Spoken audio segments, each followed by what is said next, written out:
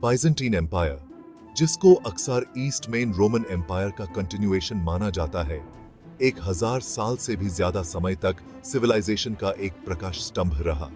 चौथी शताब्दी से 15वीं शताब्दी तक फ्लरिश करते हुए इसने हिस्ट्री के कोर्स को शेप करने में एक पिवटल रोल निभाया। इसका इन्फ्लुएंस आर्ट, आर्किटेक्चर, लॉ और रिलीजन के थ्रू रेजोनेट हुआ, जो आज हम जानती हैं उस दुनिया पर एक अनइंडेलिबल मार्क छोड़ गया। हागिया सोफिया के मैग्निफिसेंट डोम से लेकर एंशिएंट ग्रीक टेक्स्ट्स के प्रिजर्वेशन तक, बिजेंटीन एम्पायर की लेगेसी आज भी इंस्पायर और इंट्रीग करती है। ये ऐसे बिजेंटीन एम्पायर की कैप्टिवेटिंग स्टोरी को डेल्व करता है, उसके राइज, उसके ट्रायम्फ्स और अल्टीमेटली उसके फॉल को एक्सप्लोर करते हुए हम कॉन्स्टेंटीन और जस्टिनियन जैसे एम्परर्स के रेन्स के थ्रू जर्नी करेंगे।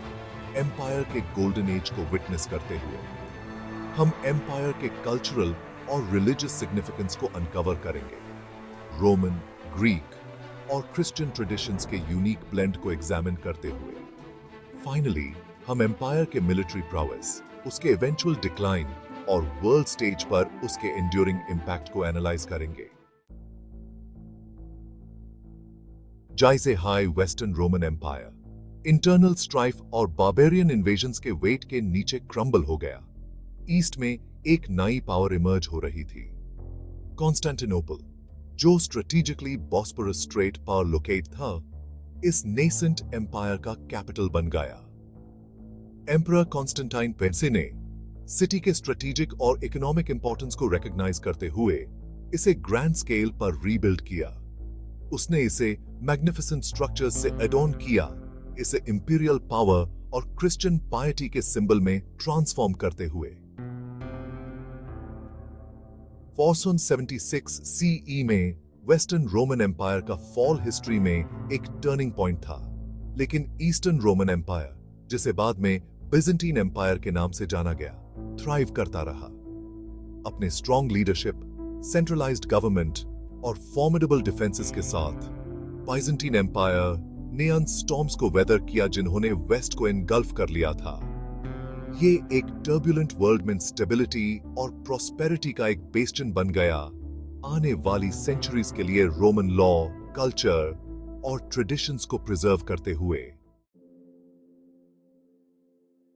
ईस्ट में एक नया कैपिटल एस्टैब्लिश करने के कॉन्स्टेंटीन के डिसीजन के फार रीचिंग कॉन्सिक्वेंसेस थे। कॉन्स्टेंटिनोपल, जो स्ट्रेटेजिकली यूरोप एंड एशिया के क्रॉसरोड्स पर लोकेट था, कल्चर्स का मेल्टिंग पॉट और ट्रेड का हब बन गया। बॉस्फोरस स्ट्रेट पर सिटी की स्ट्रेटेजिक लोकेशन ने यूज ब्लैक सी और मेडिटेरेनियन के बीच वाइटल ट्रेड रूट्स पर कंट्रोल दिया, जिससे ये एक इकोनॉमिक पावर हाउस बन गया। एम्पायर के ऑफिशियल रिलीजन के रूप में क्रिश्चियनिटी को अपनाने के कॉन्स्टेंटीन के एम्ब्रेस का बिजेंटीन सोसाइटी पर प्रोफाउंड इंपैक्ट पड़ा। चर्चेस और मॉनेस्ट्रीज फ्लरिश हुए और कॉन्स्टेंटिनोपल क्रिश्चियन लर्निंग और थियोलॉजिकल डिबेट का सेंटर बन गया। हागिया सोफिया का कंस्ट्रक्शन, जो बिजेंटीन आर्किटेक्चर का मास्टरपीस था, एम्पायर की पायटी और आर्किटेक्चरल प्रोवेस को एग्जेम्प्लीफाई करता है। हागिया सोफिया अपने सोरिंग डोम और इंट्रिकेट मोज़ेक्स के साथ एम्पायर की पावर और रिलीजियस फर्वर का एक सिंबल बन गया। 527 से 565 सीई तक एम्परर जस्टिनियन वाई का रेन बाइजेंटीन पावर और प्रॉस्पेरिटी के जेनिथ को मार्क करता है। अपनी इन्फ्लुएंशियल वाइफ एम्प्रेस थियोडोरा के साथ जस्टिनियन ने एक्सपेंशन, लीगल रिफॉर्म और आर्किटेक्चरल स्प्लेंडर के एक एम्बिशियस प्रोग्राम की शुरुआत की।